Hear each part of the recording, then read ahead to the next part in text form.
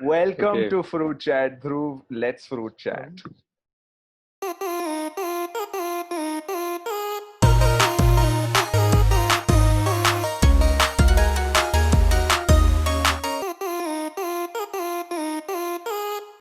Anyways, Cool. thanks for doing Interesting. this, man. Thanks for taking out your Oh, time. definitely, And man. Definitely.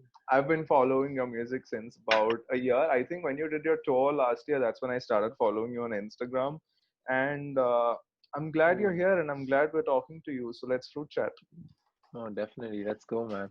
This is awesome. Cool.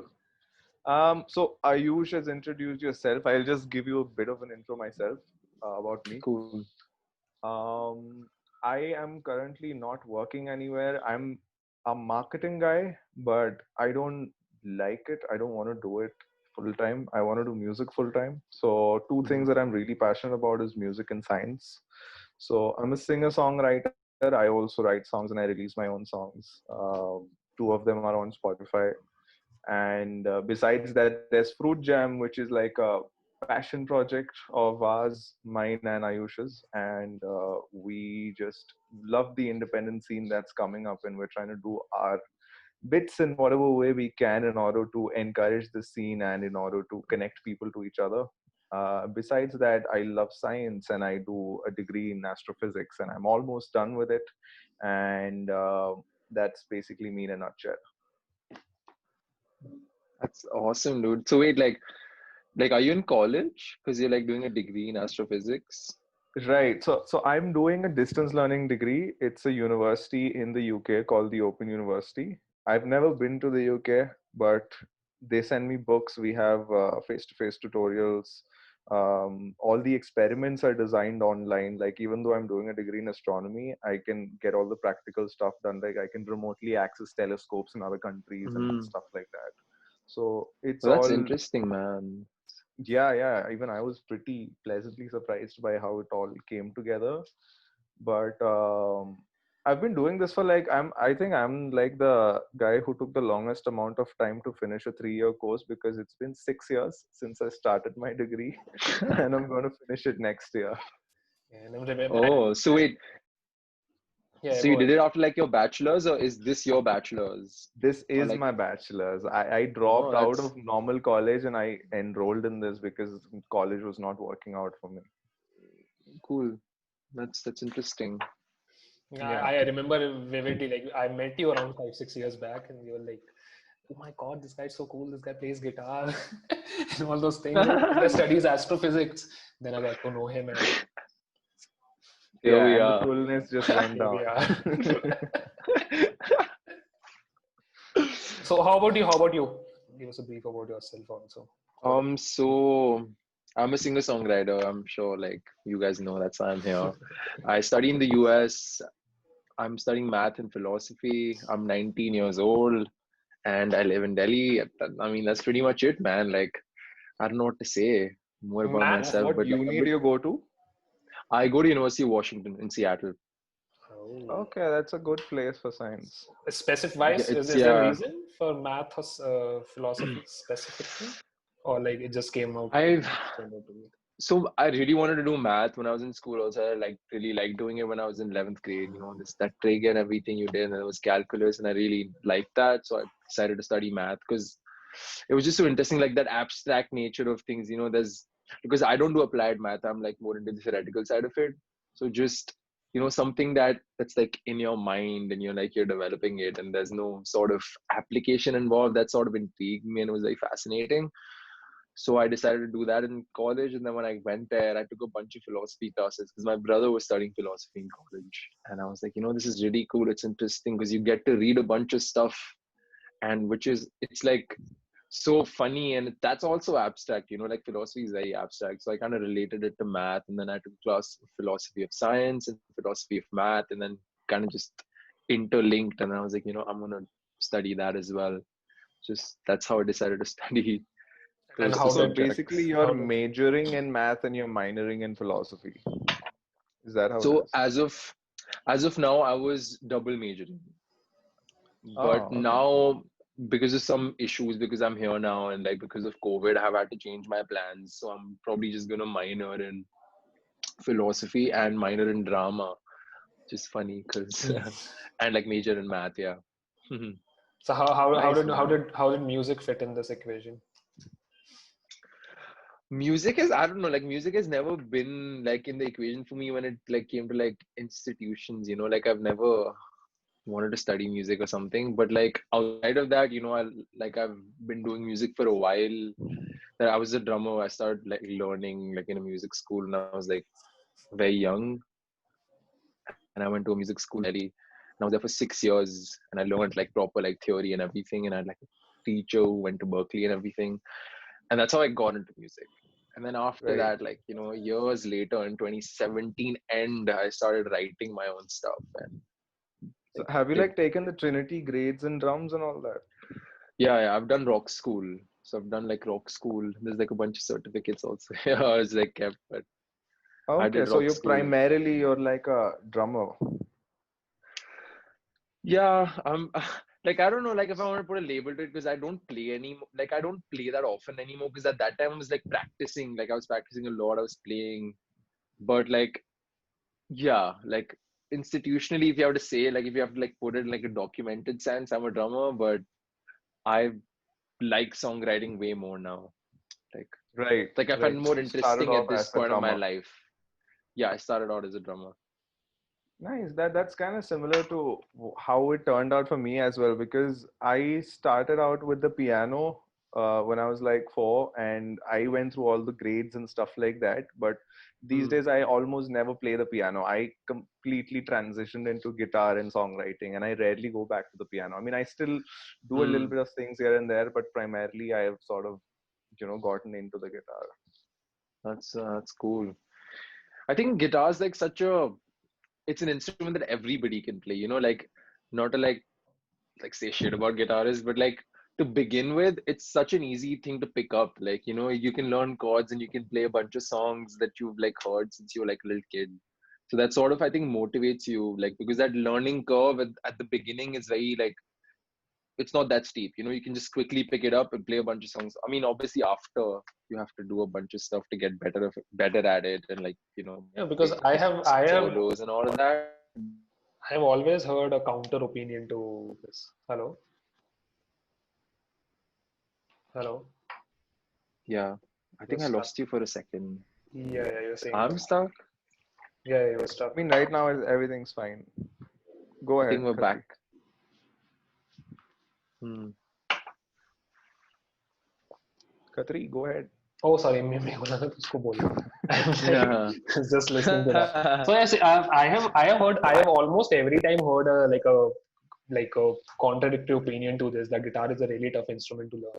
The starting, because it sounds easy. You learn a few chords, you put your finger here and put your finger there, and you can change and stuff. But it's very frustrating because obviously, like for the first few months, the sound that is going to come out of your guitar when you're learning, it's going to be shit. It's going to, like, if you're living with people, they might throw you out of the apartment. It's that. So I don't know. I've always heard a contradictory opinion. It is a difficult instrument, but once you get the hang of it, and then it's easy to develop that. I can understand. Like I once you get think the another into the reason is basics. that guitar, when I think about guitar, it's not just about the fact that it's easy to pick up and stuff like that, but it's like it's easy to pick up, but there are also so many other things that you can do with a guitar. If you decide to take it forward, you can go to insane levels of virtuoso, and it is a very versatile instrument, and it is really fun to play. And there are so many different techniques. There's like tapping, there's percussive playing, there's flamenco, and there's the classical style of playing, there's soloing, there's so many cool stuff that you can do on guitar that it ranges across all the genres, right from the hard rock kind of a thing to a folk, indie folk kind of a genre. Hmm. So it kind of covers the whole spectrum of it, I guess. Definitely. Like I think it's an instrument that like standalone can also like, just speak for itself. And also like when you like, do like experimental stuff with it, like you said, percussive. Like because I was touring with a percussive guitarist last year and he would What's like his just, name? Sarthak Mudgal. Oh Oh yeah. shit, Good. dude, he's Yeah. insane, man. Yeah. So like last year I was with Sarthak. So we played like together in Pune and in Bombay and in I think in one more city, which I don't Yeah, remember, but like it was cool. he's also in US, right? And He's in New York, I guess. yes, He studied in he's in New Berkeley. York. He studied in Berkeley. He dropped out. Oh, Oh, really? But he also dropped out. yeah, Uh, he I, dropped out. Yeah. you know, Mayank. Mayank also dropped out, right? Is it? Yeah, Mayank and Sarthak were in the same class. Yeah. Mayank is a No, friend of ours who went to Berkeley. that's how we know Sarthak. Cool. Oh, cool. I don't know why Berkeley people are dropping out. It's a good. I mean, like, I kind of get it because like going to a music school is, I think there's so many rules. You know what I'm saying? Like I don't like that sort of Structured. boundary created around me. That structure is sort of like it can get very irritating at times to like creative people because you want to like do whatever the hell you want, you know. But This I guess started you to get become used to a. it and then I think this has started to become a trend. Like every other, so like three people have went to Berkeley, two people I will hear okay they have dropped out of Berkeley. Everyone goes to Berkeley and then drop out of Berkeley. Because John Mayer dropped out of Berkeley. Just kidding. John, I don't know. like John was John Mayer, man. Like I don't know, like I think he's a god. Like he sings with his guitar. I Like he know. doesn't even need to open his fucking mouth. Like he's so good. I've never heard Have you seen anyone that sing documentary, Someday I'll Fly? Alpha, yeah. I haven't seen it, but Oh, dude, You you're should gonna check love out. it. Dude, yeah, if you're like I think you're a huge John Mayer head, right? I've read it all over your bio. I love John Mayer. Yeah, he's so So great. there's a fan-made documentary called Someday I'll Fly. So there's this guy who's a super huge fan of John Mayer. He's a filmmaker. And what he did is he Oh, collected stock footages of Mayer all across YouTube and all across the internet. And he compiled them chronologically, piece by piece, right from his first album, right from his first EP, Inside Wants Out, all the way to Paradise Valley. And he has sort of made a 1 hour documentary on it, and it's entirely fan made. He's never met John Mayer, but when you see the that's documentary, you'll mad. feel like Mayer was involved in the process of, making the whole thing. Dude, you should totally check it out, Oh, man. I sent a link that's on the crazy. I sent a link on the chat Yeah, so you can just will definitely watch it, man. This sounds very cool. and after John Mayer saw that, he responded to that person. He sent a handwritten letter to that person in the UK with like Yeah, three yeah. custom pics that he sent, guitar pics he sent to that guy. Oh, So he he was- should have sent a guitar, man. Pick so small. He made a fucking documentary for the guy. Sign a guitar, man. Give him your Martin or something. But I guess like that made that guy's day. I'm like that guy would be like jumping. John Mayer had sent a Yeah, like personal handwritten letter to someone. it's quite crazy. And it's insane. Yeah. It's insane. It's insane. Check it out. I've sent the link in Yeah, the chat. Just pop that link and you can just go there. definitely. Yes, will do. Amazing. So, dude, as a Yeah. songwriter, so one thing that I see very common between you and me is the fact that both of us are into very hardcore fields of hardcore STEM fields, basically, and we also do music. Mm, I, for one, do physics, and you do math, and both of us are singer-songwriters.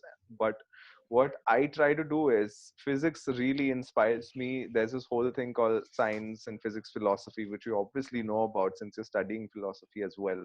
mm. And whenever I write songs, there's this natural inclination in me to, talk about physics stuff that blow my mind away, like the kind of stuff Carl Sagan and Neil deGrasse Tyson talk about. I try to Hmm. actively put it in my songs and have that kind of a feeling, like artists like Sleeping at Last and so on.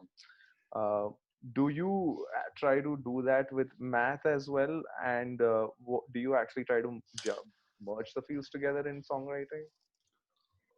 I feel like they're very two distinct parts of my life. Like I've never like consciously tried to merge the two, and like I think it's like I'm not like like trying to distance myself from doing that, but like it has never happened with me. Like when I write a song, it is never about like math. I don't know why, and it's always almost about like like maybe love or heartbreak or something else maybe, but it's never about like what I'm studying, which is fascinating because I've always like thought about it because I'm studying it. I do that like for most of the time of my day when I'm in the US, and I never write a song about it, which is very Mhm. interesting to me.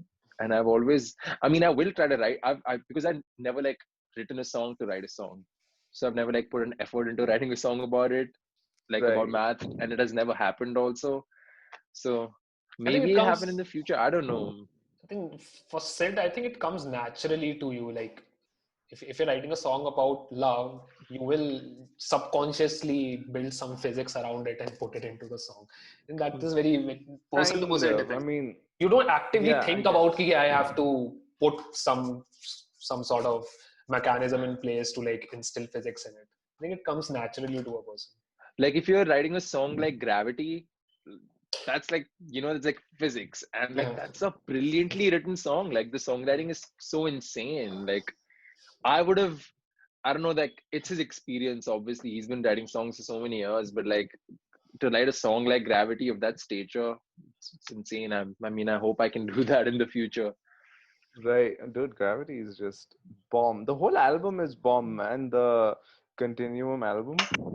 Continuum is crazy, dude. Like slow dancing in a burning room. Oh my Yeah. god. What's your top Mad. three? What's your top three John Mayer records? Because I know it's sacrilege to ask for just one. To be very honest, I've never heard like John Mayer records. Like I've always heard like, there's an essentials playlist on Apple Music or something. So Right. I've always heard it like that. I've never heard his records like from the top to the beginning because I've never been like I started listening to John Mayer very recently, like about a year ago. So I never got into that whole process of like discovering his records and then because I discovered John Mayer after I heard like maybe Gravity and then I heard like some other song. But like if I have to say it, then it'll probably be number one would be Continuum, number two would be Room for Squares, and number three would be I don't know. Um, it's hard to say, man. Which one was the one with? I was Room for Squares. I don't know, man. I haven't heard, like I don't even know his record names. That's the thing because I What? haven't What? Tell heard me. him that. Tell me a song name. Who says is from which record? That's from Continuum. Continue. Continuum. Okay, so maybe just Continuum. I like Continuum too much, man. But like, so like, the Room for Squares because of Your Body is a Wonderland, and Continuum because of all the other songs. Right. Right. That song peaked in the teens like crazy, dude, when it came out. Like, still hear people, like, girls are mad about that song. It's like mad crazy. Because it's such a good song, man. Like, Such a good song. it's John. And like, Tickles all the right his spots. guitaring, yeah, his guitaring and songwriting are like so, like, his songwriting is also it's very simple. Like, it's very metaphorical also at times. Like, Slow Dancing in a Burning Room is a crazy metaphorical song. And like at the same time, his guitaring is so sick, dude. Like the licks he plays, and how he's sliding on his guitar. Like that also catches the attention of Yeah. like regular listeners, like people who just like listening to music, and musicians. Yeah. Like people Correct. aspire to be a Exactly. musician like him, and that's how he Exactly. stabbed his market. Like for everybody, not just for I like regular think I think listeners. that is a good thing, like that. I think that's something that every artist aspires to get to, to be appreciated by the general public who don't know the CDEF of music, and also the artists who understand the intricacies of music. Definitely. Like no throwing no shade or shade at anybody, but I don't think anybody in the indie music scene who's popular or like known very well does. Nobody plays like John Mayer, I think. True, true. Not I that level of completely agree with that. expertise, or I like mean, even if they are It's like experts, yeah. they never display it in their It's music. his personality that true, works, man. true. His personality just comes out in the songs and the albums that he comes out with. Like obviously, like I don't think he does really crazy things with the guitar, like with some other person. I know there are talented people who can sing well, who can play the guitar well. But Yeah, how all of it culminates together and then comes out at one thing, it's definitely. something different. That's him. That's not a instrument, or that's That's not his songwriting skills. That's just him. That's the kind of yeah, person that's he is. Johnny Boy for you. Yeah. He's too good, man. He's a great guy. Yeah. Yeah. I think we can do, So, every person we have done a podcast with, we had a discussion of John Mayer. I think we can do a podcast just on John Mayer and invite all. Like it's a webinar, John Mayer webinar kind of a thing. dude, I can talk for days about John Mayer, man. I've literally, I mean, I know that I must have missed one or two, but I've seen almost every video of John Mayer that you can actually see on YouTube. I mean, I'm a huge fan. Oh man, dude, telling you about this. There was this one time when Mayer came on live, and I think you saw that we posted it on Fruit Yeah, Jam, right? I saw that. I asked you also, like, how? Yeah. Like, and then you told me, like, one of your friends just constantly copied his thing, and then he kept on, like, commenting on his live, and then he answered it. I did that, not my Oh, friend. you did that. Oh, Yeah. that's crazy, bro. Insane. Yeah, I But was, like, dude, those moments were like completely, I was in shock. I was like, shit. Mayor is answering my question. crazy. Did he John Mayer. actually take I your name? want to see him live. Have you, I was actually about to ask you that. You're in the US and he did a tour last year. Did you see that?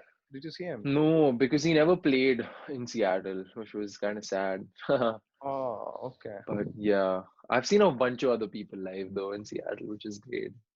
Who have you seen? What has been like the top couple of people you've seen? Dude, like I saw the 1975 live twice because they're my favorite band. Like hands down, I know every single song that they've made, lyric to lyric. I love their front guy, Matty Healy. I've seen them live twice. Hands down, the best pop band of the century. They're a crazy band, I agree. Insane. Like, oh man, like because for me, they get the 90s and they have that modern pop feeling because they produce it so Correct. well. And all of it like just comes together and the songs are like brilliant. Like when it comes to like production and like the way they've made it, and all of their songs and records are so different from each other. Like the latest Oh, record had like 20 something songs and all of them were like different, but they were the same, you know, like right, in right. things they were saying, which was mad for me. And like I'm a It all sucker for seems long like form a records cohesive, also. it all seems like a cohesive story that's woven into each other and forms like a grand picture.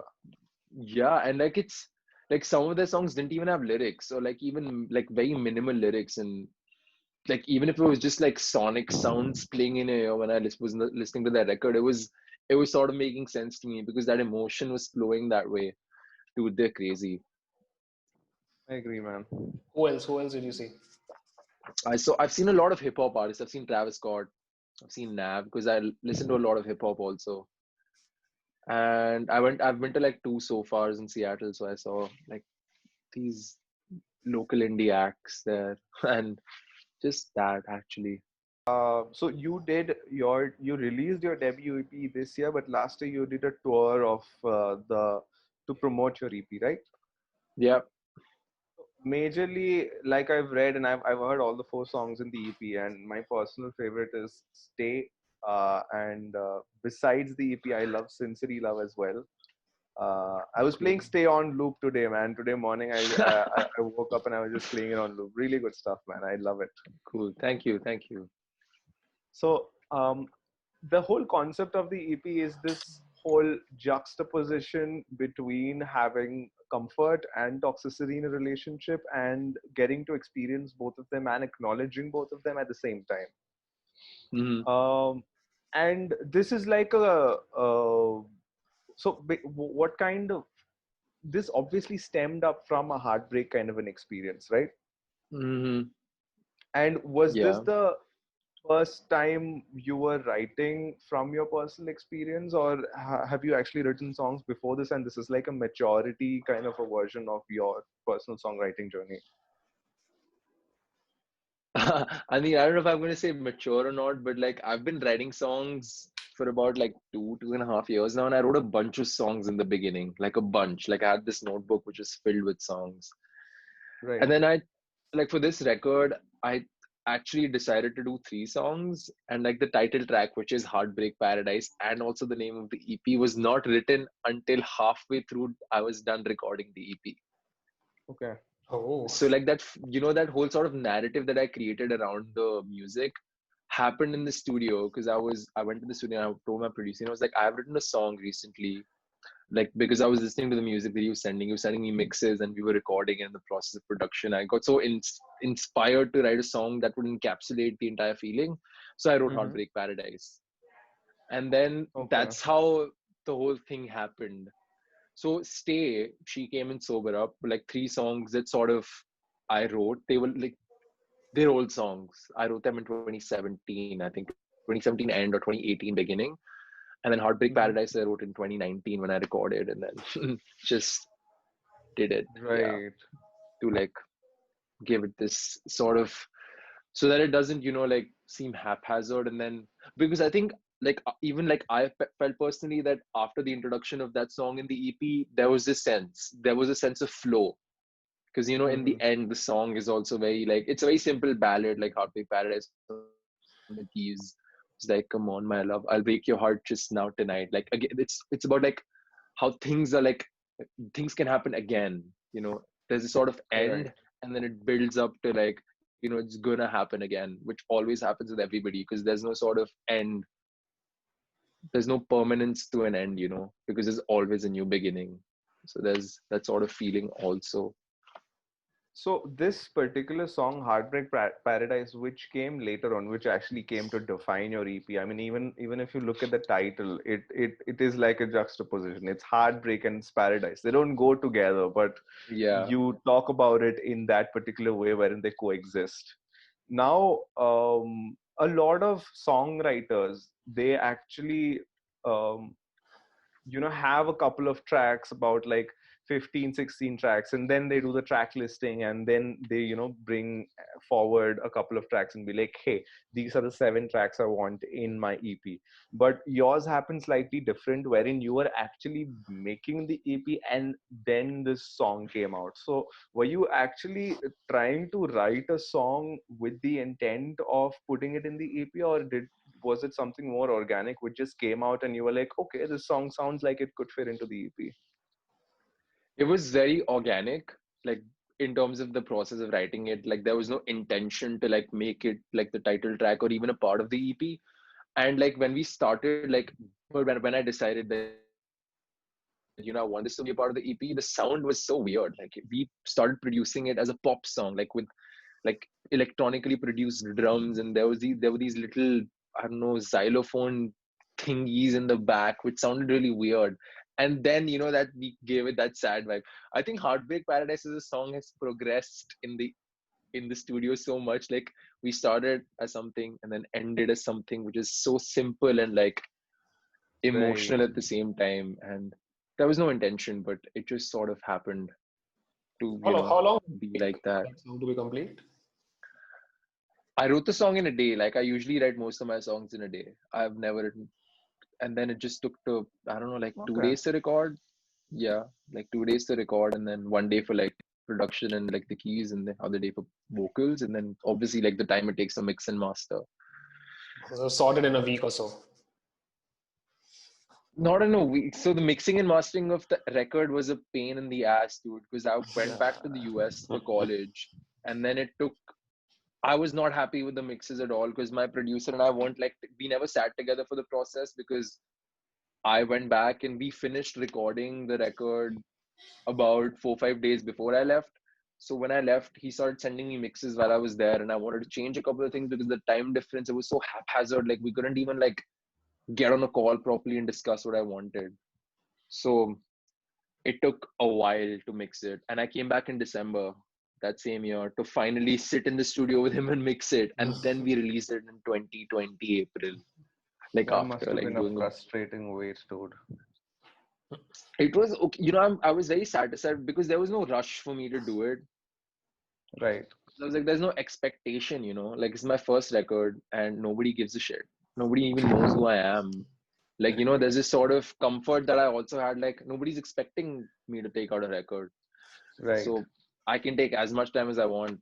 So I did that, and, Right. I used that advantage. And So, dude, one thing that I wanted to ask regarding the follow-up was that what you did was you first released Sincerity and then you released the EP, right? yeah. But Sincerity is not a part of the EP. Hmm. So that is so. What a lot of people in the industry advise is when you put out an EP, you put out a single that is from the EP, and then you release the EP rather than putting out a normal single and then releasing an EP? Why did you go for releasing a totally different single rather than releasing a single from the EP? There's a funny story involved with this. So, there's a bunch of people that I like take advice from when I'm releasing something or whatever. Like I've been taking advice from them for a while. Shout out to them. Not gonna name them, but so The after unsung the EP heroes. was done, I was in the US and I was discussing with them as to how and when I should like release it. And there was so much back and forth because they were like, you should release it then. And I got so frustrated. I was like, you know what? I don't give a shit about what you say. It was like 13th Feb and went to my distribution service and I uploaded Sin City. I was like, I'm going to release it tomorrow. So Sin Okay. City Love was released out of like irritation and frustration for like some people, and then it just sort of popped because it reached 10K in like 4-5 days, and I was like, that's insane. I didn't even like expect it. And Nice. as per like how people in the industry say, you should release a single. I did that. I released Sober Up about 2 weeks before I released the EP. It was so Sober Right. Up was released in March, and then the EP came out on 10th April. So I Right. also did that, but like Sin City was so like it was like a thing I did like just out of frustration. It was like Valentine's Day, and like on the same day, I think the new Weekend record or like I think the new Tame Impala record was coming out Okay. on 14th, and I was like, no way people are gonna listen to this because everybody's gonna be listening to Tame Impala. But like it happened, and it's great. It's great. Nice, man. Nice. I'm glad Yeah, it's funny how things always work out because a lot of people, say a lot of different stuff like you got to market like this, you got to market like that. But then at the end of the day, what really matters is if the song is good, it's going to fly. And that's all that matters. It doesn't matter if that's you have a true. shitty album art. It doesn't matter if the mix is not that great. If you have anything decent, but if the song is great, it's just going to go by itself. I completely agree to that. Also, so one thing that I wanted to ask is, so you said that you had attended some gigs so far gigs in US, right? And you Mhm. attended some in India also. So what is the Yeah. difference? How do you find it different in the US and in India? The indie music culture, the people, the way the people experience it, all the way the music an artist delivers. I think so far in particular is the same because like people who attend so far, like very few people know about Sofa. Like I think it's gotten more and more popular in the last 6 months, I think, but very few people know about like so far in India.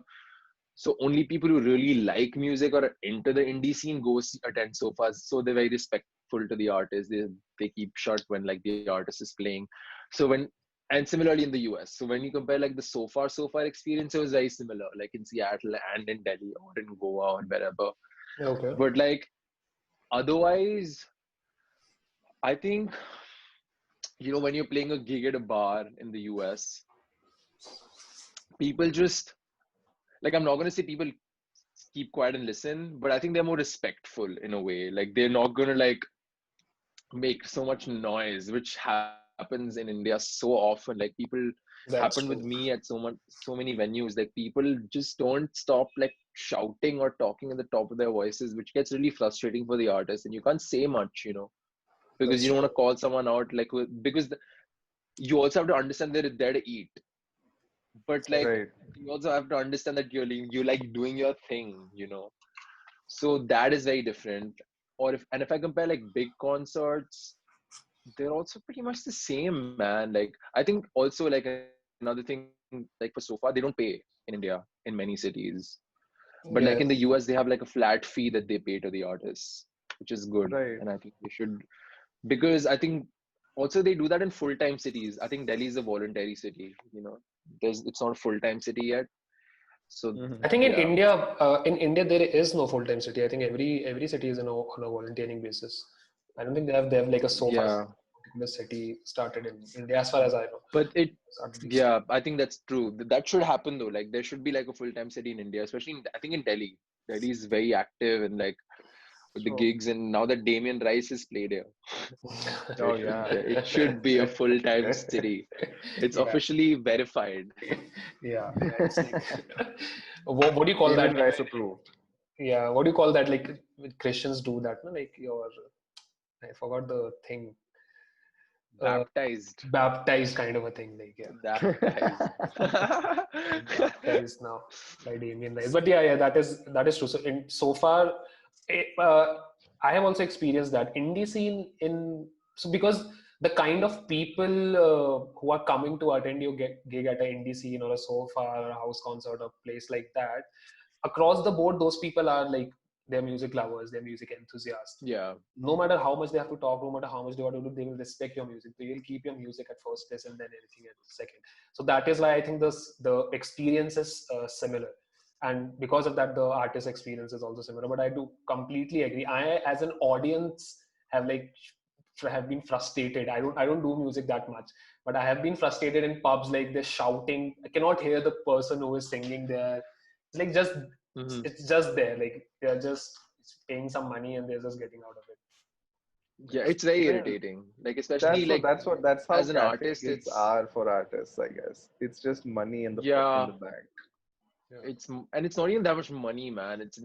But like it's way more than like how much you earn in the US, which is very surprising to like a lot of people when I tell them like like the flat fee concept, that you pay a bunch of some amount of money to an artist and then he plays your gig is only I think existent in some places in the US. And like in India, it happens like if you play a gig at some cafe, they're gonna give you like I don't know like 5K and you play the show.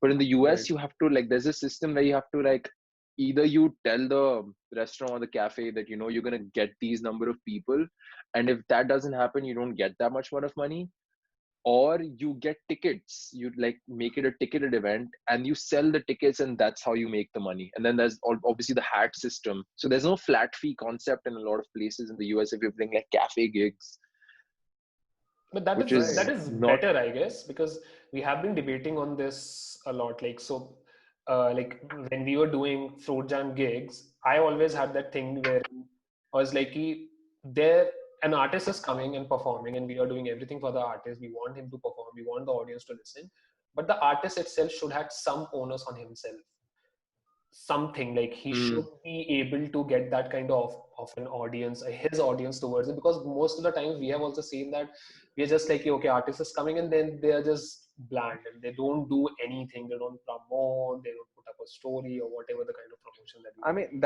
I mm, think that is That is just required. that's like a fault of the whole lack of, music business education in India rather than, uh, you know, I mean, the thing is, in the US, artists know about how a lot of things in the industry works, but in India, it is so new that people don't know how to promote. They don't know how to use social media marketing tools, yeah, and like they it's don't. also I think like you can't expect a young 17-year-old to get his own audience. I think that's also something that you have to understand, that like when I start, because I played my shows when I was 16 and I had nobody to call. My parents would insist on coming and I'd be like, no, because obviously you're doing your thing. You want your parents to be there because there's a sense of freedom that you get when you're alone. And all of Yeah. like have to get that permission system in the country. I'm sure you know that you have to ask your parents to go here with your friends, and there's so many questions asked. So I think that's also a thing that is existing in India, that a 16-year-old can never have his own audience unless Yeah. obviously he started doing music at the age of 4, which I don't know if happens very often. But Yeah, but that like kind if you're 23, of, yeah, yeah. go on. I'm thinking that kind of a thing like should happen. It should fall somewhere on the like artist also, because I think that is the reason it works. Because I understand that a 16-year-old won't have any audience, but like we as Fruit Jam as a brand would try to approach someone who already has an audience, right? Who already has Definitely, some yeah. following or build up some following, whatever that kind of. We are not like we want just Mm, Pratik Kohar or Lifafas of the scene. We want a small artist also, but he has a significant following. But the thing that I have seen, I understand the point that there is lack of business education, so they don't know how to do that. But the basic things to promote yourself and everything, they're like, okay, definitely, yeah. I am an artist, I am the superior person here. these are the people who is the brand. They are going to do things for me. They are going to market me. They are going Hmm. to give me gigs. And on top That's a of that, common misconception. I agree. That I mean, it honestly happens to me as well. Like a lot of times, before we actually started Fruit Jam, even I used to have that kind of a thing wherein I'm like, "Chalo, all I have to do is post one story about this, and they'll exactly. take care of the rest." Wherein the thing is, in the indie music scene, everybody is as helpless as you are because there is no Yeah, support correct. structure. Like the brands are also as helpless as the artist, and everyone's just trying to get as much as they can from each other. That is one major thing that I Dude, realized you once have no Fruit Jam, started out. idea like how much effort I had to put into like getting like like there was a little bit of press that happened for like the EP, like a bunch of people also wrote about it, and there was You so got some much good effort press, that man. yeah, I got some. I was okay. I don't want to say that, but it was okay. I don't know. I'm not gonna brag. I'm trying to be humble, but yeah, and then it takes a lot of effort, man, to get that. It's Takes a lot of effort. you Like have obviously. people, artists just what I have experienced in the past 7 8 months is artists just thinks, oh, this is a brand. There are three people working. They have a certain following. So I am like, I will get my money. I will play for some people. I'll Hmm, grow my audience and just go away.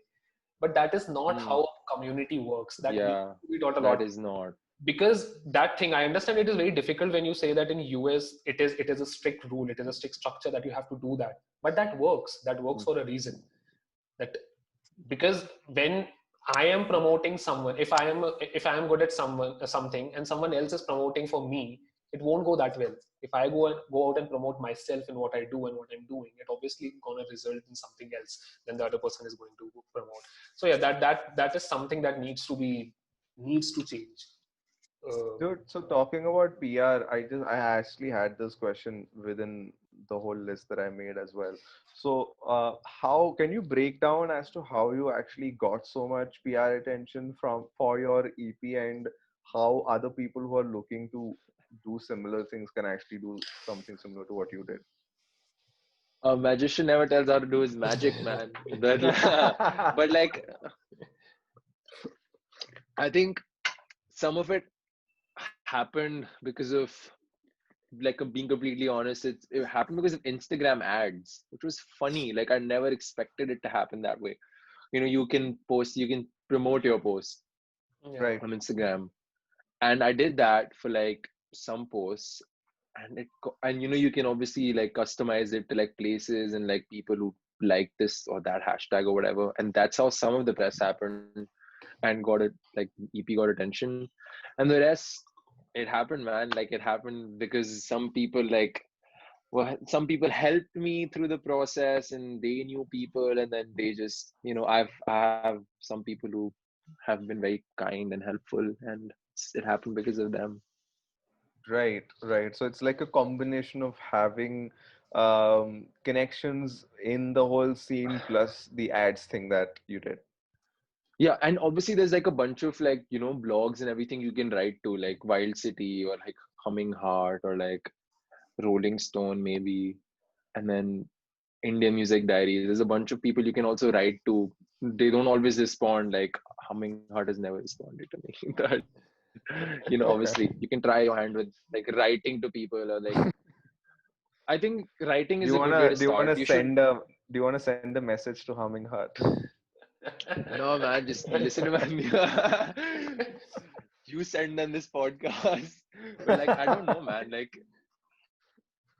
no particular message to anyone, but like I think right now also, like when I release my EP, things are very haphazard. Like people like started like laying off people, and I don't even know if like these blogs or places have people working for like them anymore. And like even if it's just voluntary, they only have a certain amount of time, so it's fine if they're not replying to anybody or like everybody.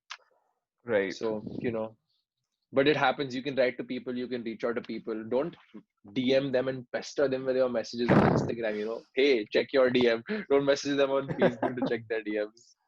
Don't do that stuff. But like obviously formally writing an email and getting in touch with the people always works. Some Right. people are kind, man. It's surprising. I also didn't expect people to be very nice to me. But Right. yeah. But we're talking about so EPs. This is a very noob layman's question. So I know that there's a certain process that goes on releasing an EP from your songwriting to production and everything.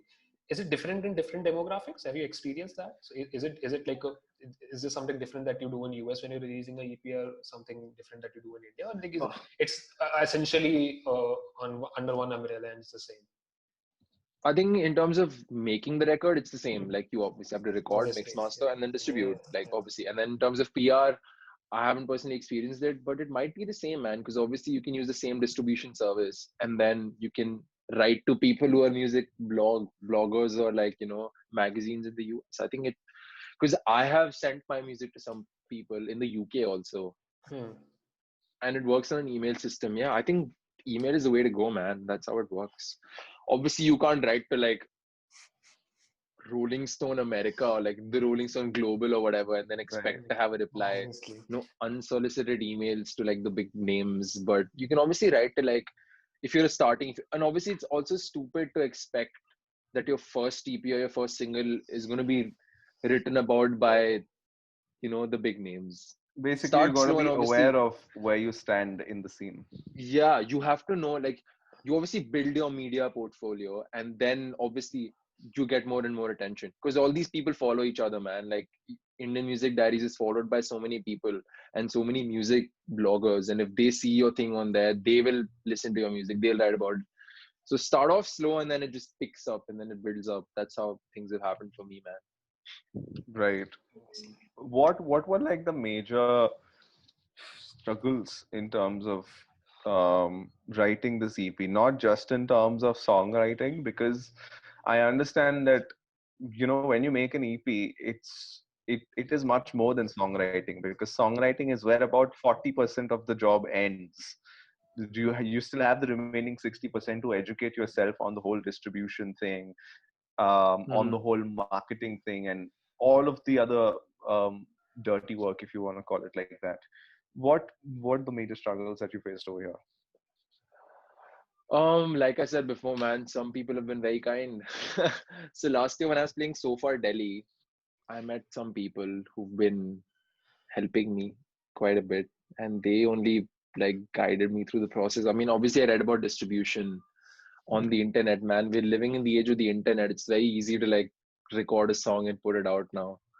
But Right. like in terms of PR and like production or whatever, like so if I talk about the process of making the EP, it was all done because of like I don't want to say because of me, but it was all done by me and like my producer, which is a fairly normal process because you're in the studio doing it. Post making the record, distribution, you can read about it on the internet. Press, you can read about it on the internet, man. Everything's available on the internet, man. You can just do it. I think it's not personally. I haven't experienced any struggle, so to say, because man, I haven't even played a live show for the record. Maybe I would have if I had to like do an EP tour or something.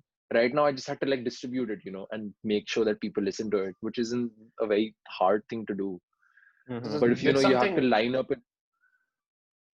Sorry, I'm interrupting. Please go on. No, no, no. Finish So I said everything. if you have to line up a tour or something, or like you have to like go to different cities and you get in touch with all these people, then it's difficult. Then that's where the struggle comes in. But distribution is the face. Anybody can distribute, man. Like a 13-year-old can do a little ting ting ting on his thing and then record and like distribute it. So, are there So any things that you realized after releasing the OP? Oh man, I should have known this. If I would have known this, then this must have taken some other turn. playlisting is a very important part, man. Like Spotify editorial playlist. I didn't know about it when I released Sin City Love, and then I read about it a little bit. I did it for Sober Up. I also did it for the EP, but I didn't do it the proper way. You know, Okay. I was very casual about it, I think, and that's why none of the songs in my EP are playlisted. Besides Sober Up, Right. because it was a single and it got playlisted. But like, still, dude, I got a bunch of streams, which is great. Which is I'm Is it? Yeah, grateful for that. dude, Does it work? you got 25K streams for Sincerely Love, and you got, I think you have 10K plus streams on almost every other song on the EP, and that's pretty good for someone's debut EP, man. That's actually pretty good. I don't know. I mean, thank you very much, man. Yeah, And does I that fill think up that's work? a with good time. number. I take that number for if I were to release my EP. I wanted to ask that Things have been is that nice. I've been hearing this thing a lot these days. Playlist. Spotify playlist. Artists are running after getting into playlists of brands or Hmm. stuff like that. Does that thing actually work, or is it like a like a hoax? You will just It go with. works, man. You know, to be very honest, playlisting will only help you get streams. It will never get you a fan, which is which is what a lot of people don't understand. Okay. I know people who have so many streams on their songs, 200K plus on their songs. They have 25K monthly listeners, but they don't have a fan following. You know, like to be an artist is to have like is more than just having streams on like streaming platforms. It's about selling a ticket in your Hmm. name for a show, which is what is important. Which I don't think obviously playlisting helps you get a reach and everything. But if you're getting playlisted and playing shows on the side, ideal situation. Playlisting, it's good because you get streams, you can make money off of it, but it's not as impactful. Organic, your friends share it, your friends of your friends listen to it, and that organically builds up. Best way to get fan following, man. Because there's this sort of thing that, oh, you know that guy, oh yeah, that song was great, man, I want to listen to it. Oh, you know Dhruv, oh, you know this guy, oh, he's my friend, man. And then that sort of connection builds up, and then because they have mutual connect, you build fans. Hmm. But with Spotify editorial playlists, I don't think you can develop like hardcore fans of your music. Okay. Right. Just helps you to just get your music out there and. Yeah, obviously, like it gets it to different people from everywhere in the world. But same thing, fans, man. You gotta have fans. Yeah, you got to That's sell true. tickets at the end of the day. Celtic, yeah, like if you're gonna play a live show and nobody's gonna attend it, what are you gonna do? You're not gonna like go there and ask people to stream your music. People have to. That's like the biggest con even in buying likes, it gives that instant gratification. But if you have like a million streams on your Spotify, but only 20 people show up at your gig, that's gonna look embarrassing. Yeah, and you're gonna feel that there's gonna be this sense of dissatisfaction because you will in your head be expecting something mad. You like, Yeah. this is gonna be a sold out show and Yeah. I'm gonna kick ass at the stage. And you go, there's like six people bought your tickets in a place of like 50 people. And you're like, dude, what the hell just happened? But I think, you know, Also, I like think right now, playlists also help you to like expand your demographic a bit because playlists can be heard by anywhere. If you're promoting your own music, you'll be promoting in a certain circle or in a certain you're giving to friends, friends of friends, this and that. Playlists can go anywhere and definitely, yeah, everywhere. So it gives you a bandwidth increases when you're on a playlist. that's true. Yeah, that is You got stuck. Hello. true. I think I'm losing you, man. Yeah, I got stuck. I think Yeah, you're back again. for us, you got stuck. For him, you got stuck. It's funny. We're back, but yeah, that's true, man. You can obviously increase your range and like the demographic your music goes to, but yeah, it's good. It's good, but it's not something you should like chase after. Like, you shouldn't go crazy if your song doesn't make a playlist. It's fine, man. Like if it doesn't, it doesn't. It's also like playlisters aren't gods. They're just also a bunch of people who decide if the song goes on a playlist or not. And you have to learn to look at it that way. You Right. can't be I like, oh mean, shit, man, my song didn't make it to a playlist. I'm such a shitty musician. That's not how it is. exactly. It's like one of the things that a lot of people are actually chasing right now. It's like the golden fruit on the tree. Everybody wants it, and that's the question everyone's asking. It's like, hey, I'm on that playlist. I'm on that editorial playlist. But I'm glad you cleared up that misconception that playlisting is not everything. Yeah, man, in search of the golden apple, you can't forget that the tree has other apples too. You don't want to sleep hungry just because you didn't get the golden apple. There's red apples hanging, which are also very juicy. You can fill your And stomach which with it for you can now. actually eat. Definitely. Right. So again, coming back to your EP, the first EP is obviously about the juxtaposition between comfort and heartbreaks. now, do you actually see yourself, do you actually see your artist identity structured around this whole mood and feeling, or are we going to see a different side of Dhruv in the coming singles or coming EPs? I think personally, like for me, I like try to avoid pastiche at all costs. Like now I've started to do that. So now like my next single is a song about like love.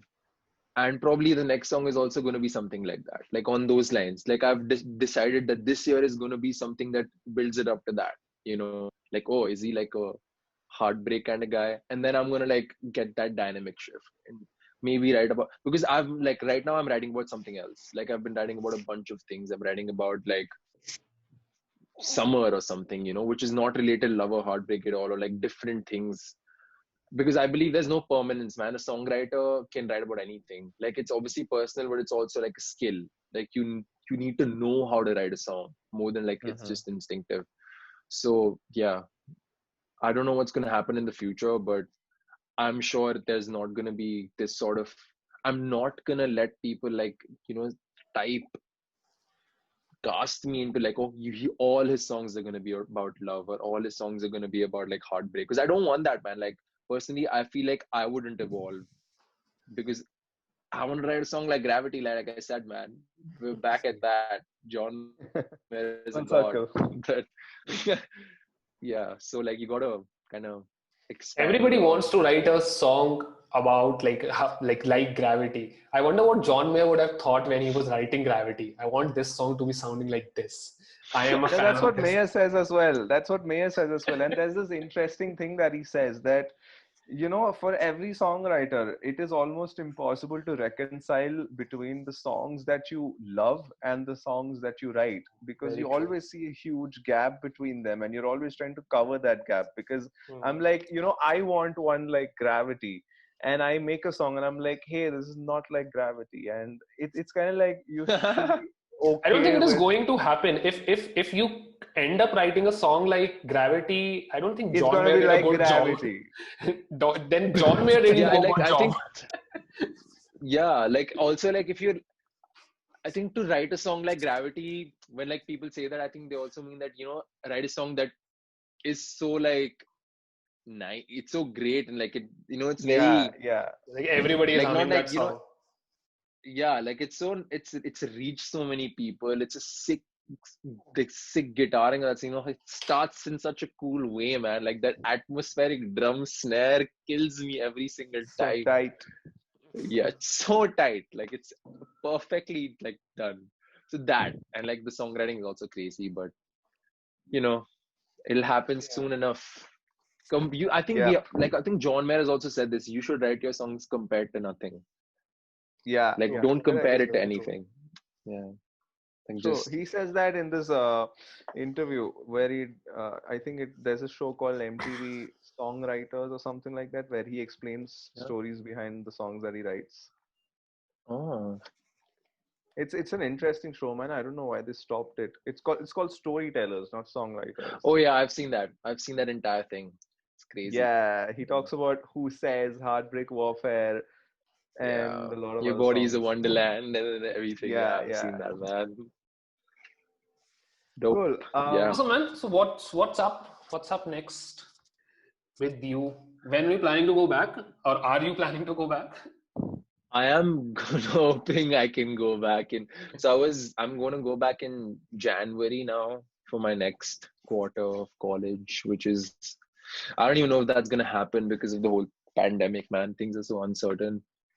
Yeah. And, but if you're talking what's next in terms of music, there's Yeah. going to be a single out very soon. Because like we're in the Nice. process of mixing it. It's getting mixed and mastered. I recorded it in the studio like last week.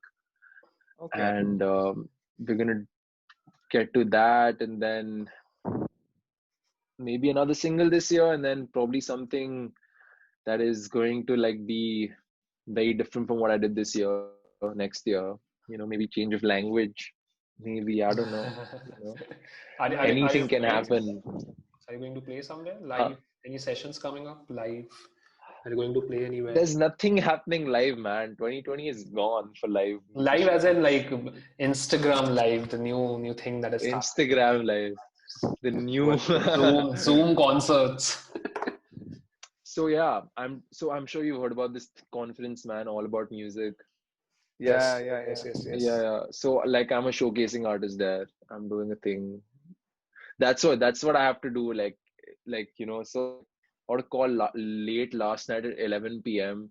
and they said, you got in as a showcasing artist, but we've been trying to get in touch with you for 2 days. And I'm like, so, and then like your number's not on WhatsApp because I realized my American number is my WhatsApp number. And Okay. so I have to like perform like a whole thing, and that's what's happening. I'll share a creative for it soon on my Instagram. That's what's happening next. I think it's on 18th to 20th, one of the days. Yep, yep. That's what's next in terms of like if I'm playing something somewhere or something. But after that, live Instagram live, I don't know. I just like randomly go live at times if I'm bored or something. But like I can have a live show soon. I don't have the tech for that. I don't have very good equipment at home, which is Okay. very sad. But I'll I mean, a invest in lot it of people, maybe soon. they do it with basic recording equipments. All you need is like a condenser mic, and they just do it. I don't think a lot of people have a lot of high tech. I don't have a condenser mic. Oh, okay, that's gonna be an issue. AirPods. Yeah. I don't Yeah, I don't have a lot of equipment I can record with, man. So that's why I have to go to this, have to go to the studio. I see a bunch of people releasing music like every month in this pandemic. Right. But like I can't do that because I don't have any equipment at home. I have to go to the studio to do everything. Which is also nice. I like being in the studio more than I like doing things at home because that Dude, environment being makes me in more studio creative. gives that whole kind of a professional thing. Like, okay, you're not just here to fuck around. You're actually here to get some Yeah. shit done. And like you're paying, bro, like it's at the clock, you pay Yeah. by the hour, so you can't fuck around. That's Exactly. also a thing. It's like you take like Obviously, correct. $1,500 an hour, you don't want to mess around. Correct. Dude, I'm really looking forward to your single that's coming up. Whenever it's coming up, I'm looking forward to the announcement, and I'll make sure I pre-save it onto my playlist. Hopefully, yes. Right. So finally, we have this one session called a quickie. You gotta try to answer everything as Oh, fast as you can. Cool. let's go.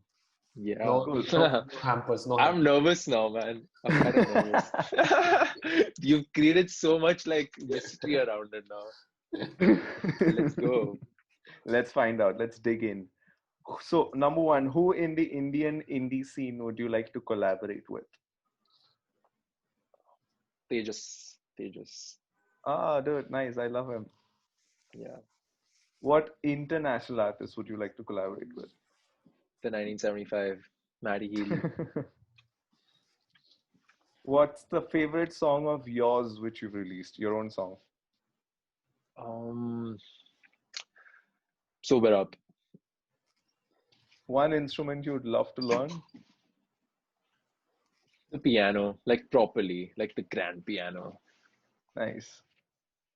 Favorite concert experience, not one where you have played, one which you've attended of someone.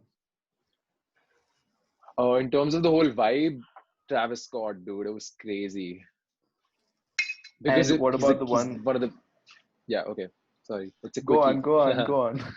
That's because like he's like such a big rapper. His entry was mad. Like the way he just Right. popped out of the floor with like, and because I saw an Astro World thing, there was like a roller coaster where we were Okay. playing. So he would get random people from the from the crowd and then put them on the coaster and they'd like do their Shit. thing. That It's mad, dude. Travis is mad. unreal. What's the favorite Yes. concert that you have played at? Favorite show of yours?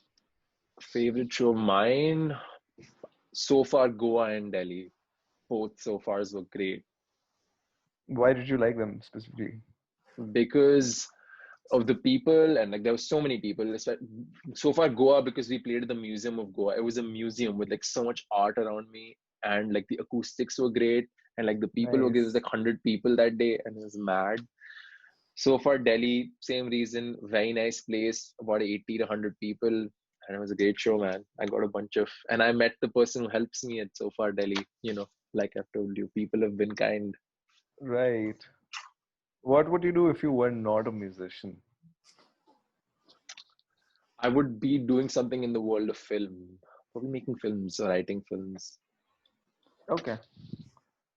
Festivals or intimate concerts? I've never played a festival, so for festivals, but like, yeah, Attending, I want that like if big you're attending one. festivals. Yeah. Okay. Best thing a fan has done for you? Oh, it's crazy. So last year at this show, so there was this one person who was like a big fan, and she would always like keep texting me on Instagram, and I never really like, you can't say much when like people come with so much, you just like thank you, and you're very nice to them on Instagram and everything. So this one girl, also then I went to the States, and then she kept on messaging me. I never like spoke to her, but she'd always say, oh, I love your music, this, that, whatever I had on YouTube. And then when I got back here, she came for one of my shows and she got me a notebook which had my face on it. And like it was a note, and she got it like customized made with like Holy my face shit. on the notebook, which said Dhruv Kapoor Book of Lyrics, and like it had a note inside it which said I'm your biggest fan and everything. And I was like, dude, that's mad, because you like spend so much Uh, money doing that. It's crazy. so It's sweet, fun. man. Yeah, it was very nice. One song that you wished would have been yours. I think we've You spoken can't about you this. can't say Gravity. We're gonna keep on. No, actually, like if there's one song, it's a song called by the 1975 called "It's Not Living If It's Not With You." Okay. Oh. I'll listen to Yeah, that song after this. yeah, definitely. If you could open a show for any artist, who would that be? And don't say 1975. Or John Mayer. Open it up. I think I'd do it for. Can I say a guy who's dead? I would have loved to open for him. Mac Miller, man. Oh, I'm a Mac Miller. big Mac Miller fan, and he's so great. Like as a songwriter, as a hip hop artist, and like his sound. Oh man, I'm a big Yeah, fan. I yeah. would have loved to. Classic. Otherwise, Mac DeMarco. I haven't heard of him. Mac DeMarco is an indie king. Anyway, Okay. I'll check him out. Best advice you've been given? don't give a shit about anything else. Don't give a shit about the money. Just make your art. By my brother. Represent. Yeah. Dream gig in terms of attending. Dream gig in terms of attending. I think I want to attend a festival. Like I want to attend Glastonbury. Ah. Yeah, that's gonna be What about mad. playing? Playing Glastonbury, of course. It's like the biggest music festival. But like right now, if you look like if right now I have to say like if I want to attend something in the coming future in the next 1 year, I want to do South by Southwest. Oh yeah, that's like Yeah, a reasonable goal for every indie musician to actually look yeah, forward to. yeah. Because I'm also doing like all about music now, so I think that's also gonna help me like maybe do South by Southwest in the future. Right. One genre that you would like to explore or get into. Like hip hop, like hip hop. Yeah, I think I saw that coming. Yeah. yeah. Quickest song ever written, and how long did you finish it in? Um, all my song, man. I write all my songs very quickly. But like, I wrote a song called "Summer" recently. I wrote it in like 30 minutes. Oh wow, nice. Yeah. One Indian indie artist you would like to be stuck in a hotel room with. Indian I feel like indie I artist. can't. Like, Levels. what is this? What is this? I don't know. I don't know. It I don't doesn't know how have to to be answer that sexual, question. man. You just have to talk to him or jam with them. You said a hotel room. You didn't even say a room. You made it sexual. Let's say jam room. Okay, fine. I'll take hotel out of that. In a studio. In a studio, Yeah. maybe. In a in a studio, then I think that's a tough one, man. Maybe Pare can sing because they're very experimental with their sound. So I want to see how they produce. Favorite artist to listen to from the Indian indie scene. Top three. Top three. Tejas, Pare can sing, and right now Anav Jain. Oh yeah, he's put out a great single, I think last month or Yeah, I something. like it. What's on your I like playlist right listening. now? My playlist, a lot of Mac Miller, a lot of songs from a show I watched called The Entourage. Like Entourage, I'm sure you've heard of the show, not The Entourage, but Yeah. like all the songs in Entourage are mad. So like I'm listening to a playlist. Right, It has songs from like Jay-Z and like The Verb, which is a pop band, and everything, everybody. right. Have you heard the this one Tom Misch and Yusuf Day's album? I've loved Tom Misch. My favorite Tom Misch song is called Movie, and Oh I think yeah, his new thing with Yusuf I was love that. very like, yeah, Movie is a great song. It's a I great know, song, but man. like his new thing with Yusuf was very like sonic based. It was not very like something like he's done before, you know. Correct, It was correct. also It's very good. different from Geography that he did. I mean, Yeah, the whole album. Perfect. Cool. I think we're done with the quickie cool. session, and thanks for coming here, man. It was super fun. Amazing. Definitely.